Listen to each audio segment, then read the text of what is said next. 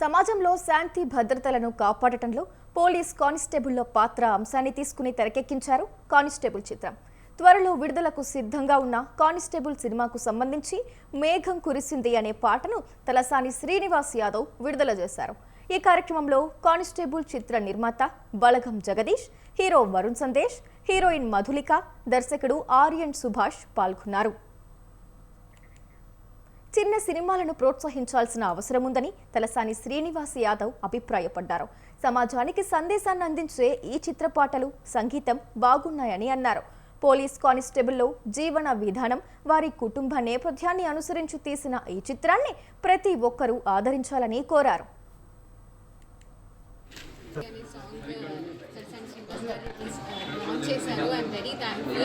ఈ మూవీ కూడా త్వరలో రాబోతుంది. It's message driven movie.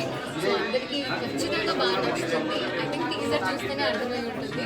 So ఇలానే మాకు సపోర్ట్ చేయండి. సాంగ్ కూడా చూడండి. సినిమాకు నేను ప్రొడ్యూసర్, నా పేరు బలగం జగదీష్. ఈ సినిమా ఒక సాంగ్, మెలోడీ సాంగ్ మా సీనన్న గారి చేతుల మీదుగా లాంచ్ చేయడం జరగడం నా డ్రీము. ఎందుకంటే సీనన్నకు నాకు 95 నుంచి ఆయనతో నేను ట్రావెల్ అవుతున్నా.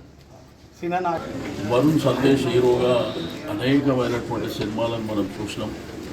ఒక సందేశాత్మకమైనటువంటి చిత్రాలను నటించి ఒక యంగ్ జనరేషన్కు మరి ఆదర్శంగా ఉన్నటువంటి ఈ యొక్క సమాజంలో మీకు అందరికీ తెలుసు, కొత్త యాక్టర్స్ రావాల్సినటువంటి అవసరం ఉంది ఇండస్ట్రీ.